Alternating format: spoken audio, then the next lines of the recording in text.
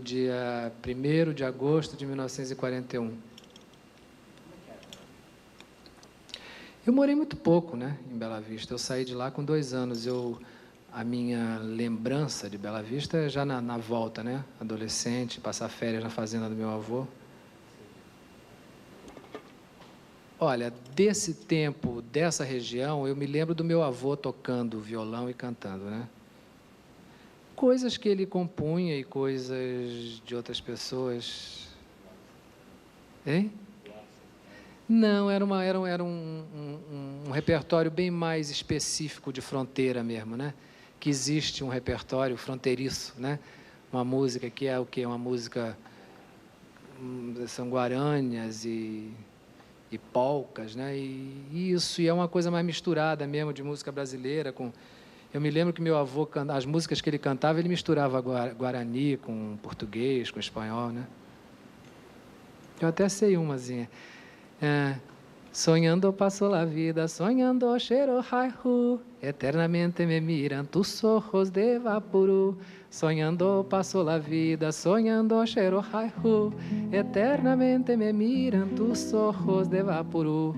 Em vano quise indiscreto guardar secreto mi amor por ti, y ya no puedo más ocultarte que para amarte solo nací. Yo te amo y te adoro con todo el fuego de una pasión, porque perdida la paz del alma y la dulce calma del coração. Isso é uma música que meu avô fez e que ele cantava e que ele tocava, né? A figura do meu avô, ele era argentino e ele parecia um gato, um bicho, assim. Ele tinha o olho verde e ele tinha uns tufos de pelo aqui, assim. E eu olhava para ele, eu sempre via um bicho, um gato, uma coisa do mato eu via, né?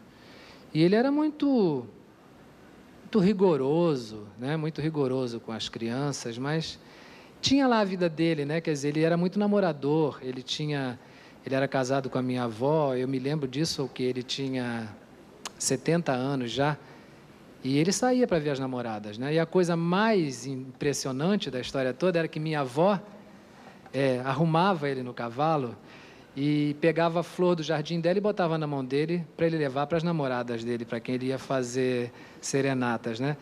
Eu acho que ela fazia isso porque ela tinha total segurança, né? De que ele não iria mesmo embora, né? Porque eu acho que quando você tem segurança da situação, você até permite isso, né?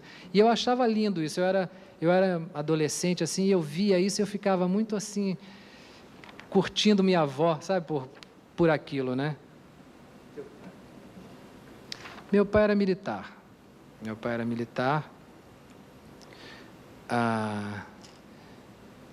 Filho de paulista, né? Meu avô, pai do meu pai, era primo do Washington Luiz, mas era de uma política contrária. Então, nessa época que o Washington Luiz foi presidente, ele fugiu para Mato Grosso. Ele contestava o Washington Luiz, né? E aí ele fugiu para Mato Grosso, lá ele se casou e... Quer dizer, já era o segundo casamento dele. E aí teve uma família muito grande, e foi de onde surgiu esse sobrenome Mato Grosso, porque todos os filhos que nasceram lá, ele colocou, porque não é o sobrenome dele, né? Ele colocou. Minha mãe é de lá, de Bela Vista também, casou com meu pai com 14 anos. E eu pareço com a minha mãe, embora... Quando meu pai morreu, eu tomei um susto muito grande, porque quando eu fui vê-lo morto, parecia que era eu. Eu nunca me achei parecido com ele, mas era uma coisa tão impressionante como a gente ficou parecido, entendeu? Olha, Carmen Miranda, eu acho que foi, assim, a primeira pessoa do mundo artístico, assim, que me despertou uma atenção maior, né? Porque eu era criança e a Carmen Miranda era aquela coisa, quer dizer, todo mundo falava em Carmen Miranda, e depois a ida dela para os Estados Unidos, quer dizer, isso tudo era muito presente na vida não sei se do povo brasileiro, mas nessa época eu já morava no Rio de Janeiro, e isso no Rio de Janeiro era muito presente, né?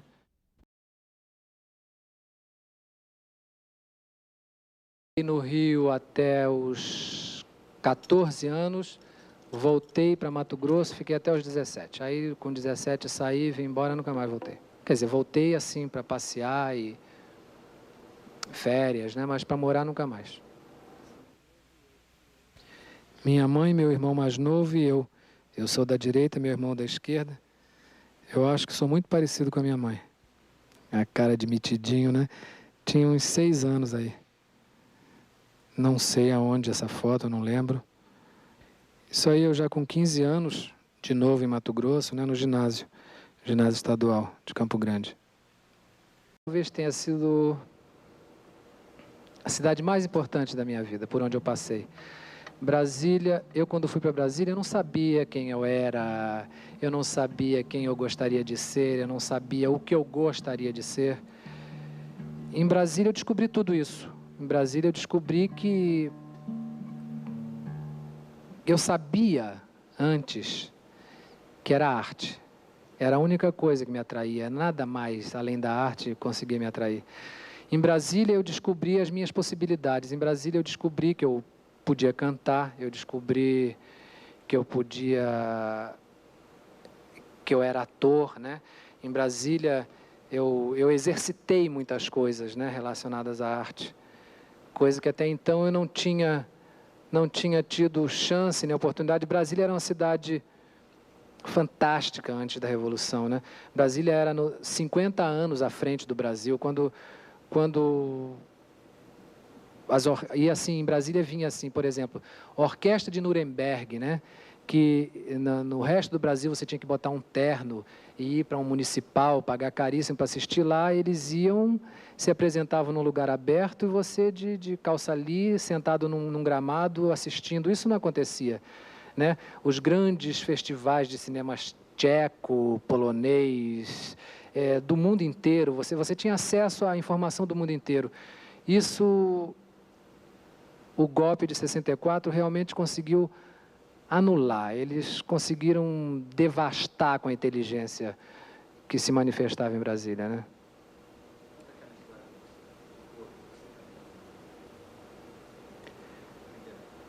Eu fui cantar num coro porque eu tinha amigos que cantavam num coral lá em Brasília e tinha uma menina que eu fiquei encantado por ela, né? Então eu soube que ela cantava no coral e eu fui mais como um pretexto para me aproximar dela, porque eu tinha muito grilo da minha voz, né? Eu sabia que a minha voz era muito esquisita, né? Eu achava que isso era voz de mulher, eu ficava griladíssimo, né? Mas aí eu consegui, né, vencer esse preconceito, fui para o coral e tal. E aí quer dizer, a coisa começou o seguinte, que a gente cantava com parte, eu cantava acompanhando uma partitura de tenor, e quando os tenores paravam de cantar, os contraltos continuavam a cantar, e eu continuava tranquilamente, não era uma dificuldade para mim cantar, né, no timbre das contraltos, né? E aí o maestro veio me dizer que isso era uma raridade, foi a primeira vez assim que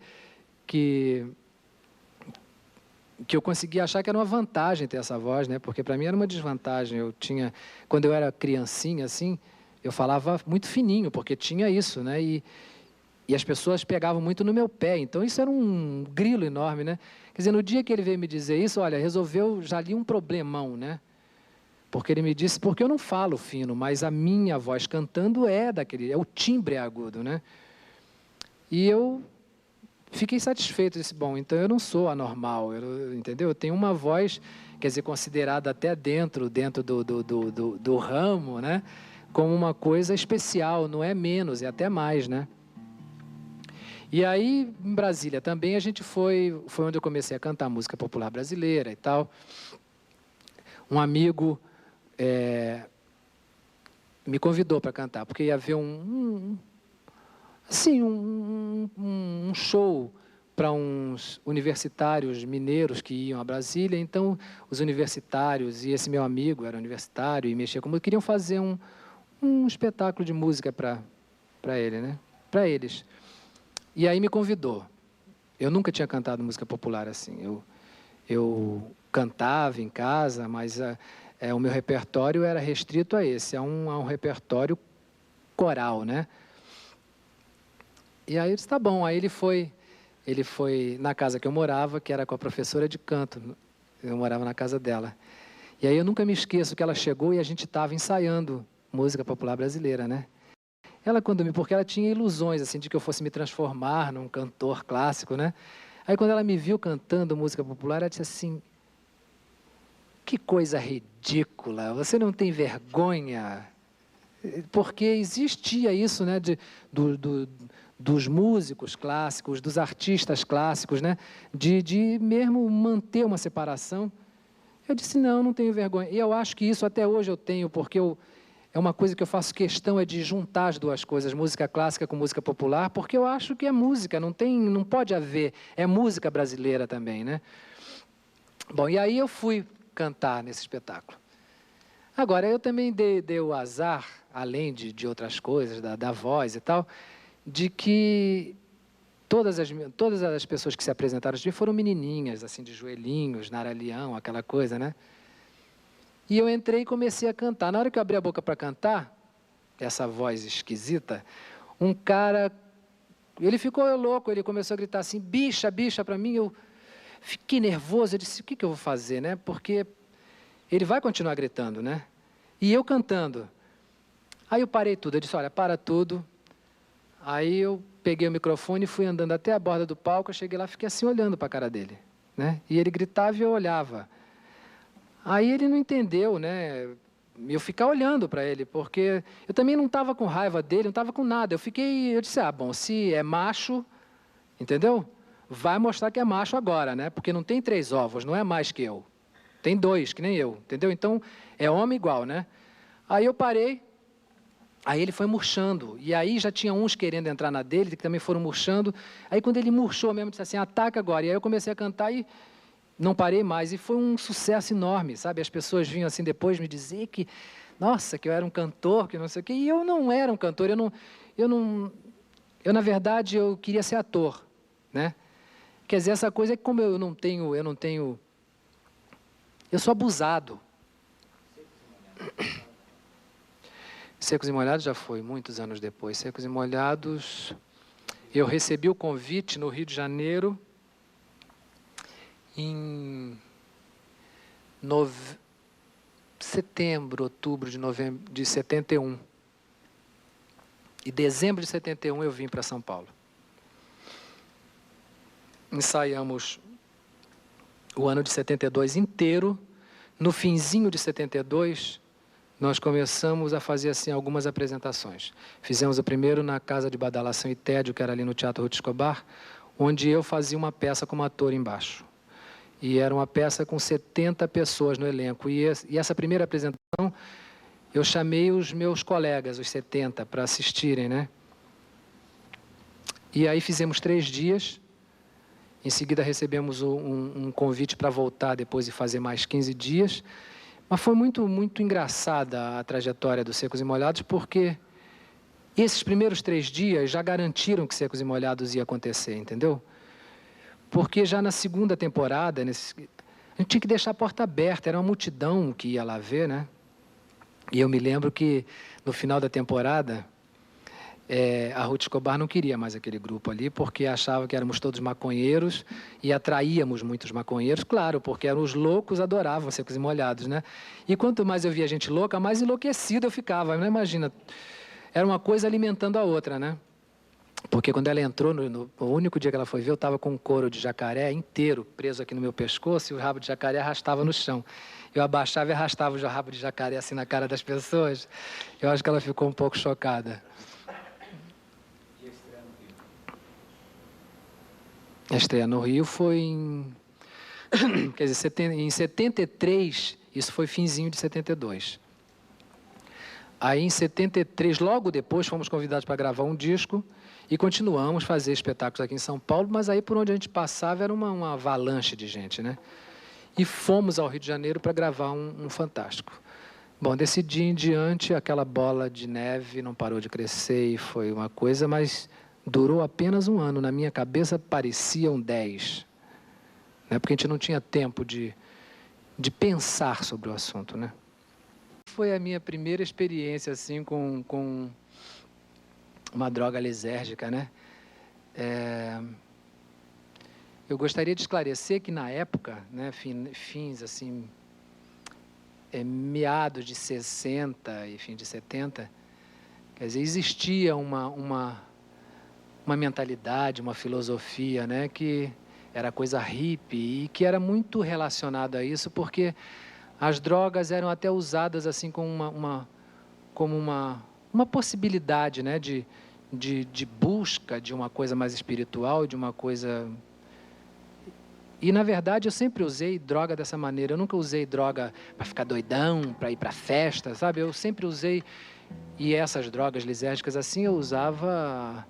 Eu tinha um ritual, eu tomava banho, eu botava uma roupa clarinha, eu ficava numa praia deserta, né? E a minha primeira experiência foi com mescalina. Foi muito interessante porque até sino tocar eu ouvi, porque foi num Réveillon em Brasília, eu e um amigo sozinho na casa dele, a mãe dele tinha feito uma ceia e foi visitar uma filha e largou a gente lá com aquela ceia, né? E lá para as tantas a gente começou a ouvir uns sinos tocarem, né? Aí a gente se abraçou muito, feliz ano novo, não sei o quê, fomos para a mesa, começamos a comer. Aí lá para as tantas a gente calou a boca assim, os sinos começaram a tocar outra vez. A gente disse, não, a gente errou, não estava tocando sino nenhum, agora é que é a hora, né? Aí começamos tudo de novo. Eu sei que a terceira vez que o sino tocou é que era meia-noite.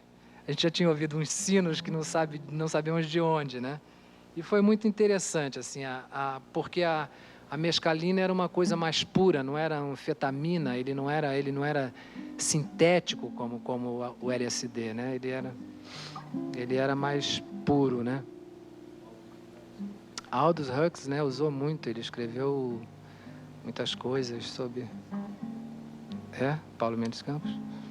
Eu acho que é uma experiência válida. Eu acho que se a sociedade brasileira, quer dizer, não apenas a brasileira, mas se a sociedade não fosse tão medrosa, entendeu? Eu acho que essas drogas poderiam ser muito úteis, né? Na psicanálise mesmo, porque ela abre uma percepção assim profunda do inconsciente humano de cada um, né? Eu acho que isso, se fosse usado mesmo cientificamente dentro da psicanálise, eu acho que poderia ser muito útil. Ela revela muita coisa, né? Durante o efeito, não, eu nunca tive uma bad trip. Nunca tive. Sempre foi muito bom, muito de grandes descobertas, assim. Agora, o mundo era diferente também, né? O mundo não era tão agressivo como é agora, né? Então, eu acho que isso também tinha influência, né? Você podia se permitir, né? Ficar aberto, né? Porque não era assim. Quer dizer, muito pelo contrário, era no momento em que as pessoas tentavam mesmo a paz e o amor, né?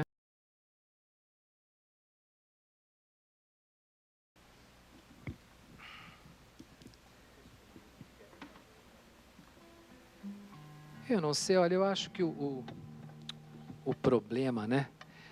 O X do problema, né? É que o primeiro mundo só se interessa, né, na exploração do terceiro mundo, né? Quer dizer, então, é uma lástima você ver países assim ricos como o Brasil vivendo nessa situação, atrelados a esse pensamento econômico, político econômico, né? E quando a coisa é uma só, é isso, entendeu? Os países desenvolvidos explorando os países que não são desenvolvidos e emprestando dinheiro e a gente pagando e entregando esse dinheiro, entregando tudo que a gente tem e não conseguindo se livrar dessa situação, né? Eu não sei, eu acho que isso aí tem que haver uma mudança no pensamento, na estrutura do pensamento. A América Latina como um bloco, entendeu? Porque é muito cômodo também ficar assim, o Brasil, o Peru, a Colômbia, o Paraguai, a Argentina, né? Separado nós não vamos conseguir nada. Olha, o Brasil é totalmente isolado da música, né? Da música latino-americana. A gente não tem conhecimento, a gente não tem acesso, né? Então, o pouco que a gente tem é porque a gente conhece pessoas Mas é uma pena, porque é uma música riquíssima, né? É uma música riquíssima mas que dá de 10 nessas bobagens que a gente ouve aí dessas músicas americanas que não significam nada para nós, significam sim para as multinacionais, para as gravadoras que estão ganhando dinheiro vendendo atochando essas bobagens na gente, né? Quando vizinhos a nós aqui, a gente tem uma música riquíssima e que a gente não tem contato com ela. Um disco, uma música sul-americana, eu tenho no show sempre.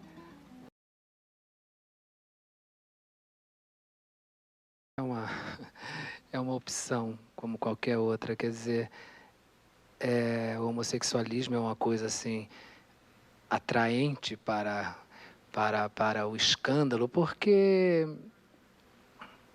causa do preconceito mesmo, quer dizer, porque as pessoas são restritas, elas são guiadas por uma ordem, mas é hipócrita essa lei, esse pensamento que rege a sociedade é hipócrita, porque ela fala, faço o que eu digo, mas não faço o que eu faço, né? Quer dizer, mas eu acho que não, eu acho que é uma manifestação natural, entendeu, Baixo? É que é sexual, né? E quando se esbarra no sexual, vira uma novidade, né? Mas eu não acho nada, Baixo. Eu acho normal, eu não acho que diminua ninguém, sabe? Pelo contrário, amplia até uma forma de percepção do mundo mesmo. Não acho nada, Baixo.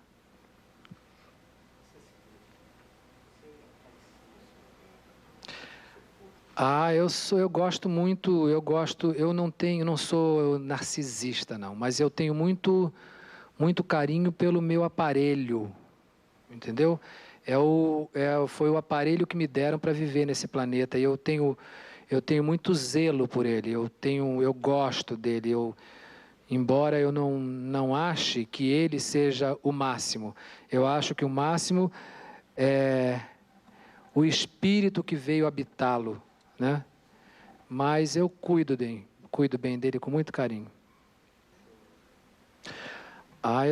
Quando eu estou em cima de um palco, agora, se bem que isso mudou muito já, Baixo. Antigamente, a minha relação com o público era absolutamente sexuada, a relação, o contato, né?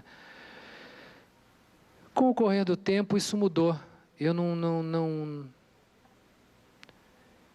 não sinto que eu emita isso, embora eu perceba que as pessoas ainda é o acesso mais fácil para elas me aceitarem, né? Mas eu acho também que com o tempo elas vão... Muita gente já observou que não é mais isso. Eu acho que subiu do pelvis para o coração, entendeu? Então a minha relação agora é muito mais amorosa, muito mais... É amorosa a mesma palavra, não tem outra, com o público do que sexual, né? Mas era totalmente.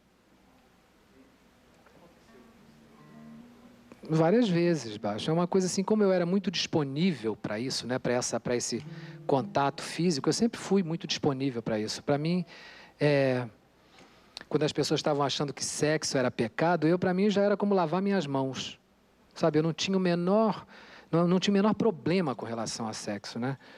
Então, como eu era muito disponível para isso, muitas vezes, assim, aconteceu. Mas não era uma coisa só de tocar na mão. Às vezes, encostar um pé no outro, uma coisa já ligava dentro de mim, né? E algumas vezes eu desenvolvi isso, outras vezes não. Outras vezes ficou nisso, entendeu? Eu gosto muito do flerte.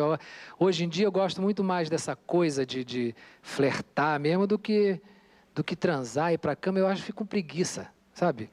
Pintam pessoas assim que eu até tinha vontade e tal, mas aí na hora H, eu digo, oh, meu Deus do céu, tem que ir lá para a cama, vou ter que fazer todo aquele malabarismo, ainda vou ter que conquistar, vou ter que ser conquistado.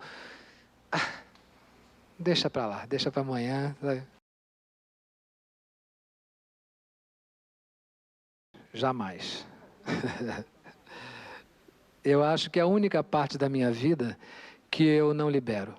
Eu libero tudo, tudo. Eu não faço a menor restrição a nenhum assunto. Agora, os meus amores, eu tenho assim a maior discrição. Entendeu, Baixo? Eu não abro de jeito nenhum. Não, não abro, Baixo. É assunto, esse é exclusivamente meu. É o único que eu faço questão de preservar. Esse é meu pai. Engraçado, eu observo agora que eu tenho uma coisa. Eu sempre tive um olhar assim de baixo para cima e agora eu estou vendo que ele tem também. Eu já vi várias fotos dele com esse olhar, assim,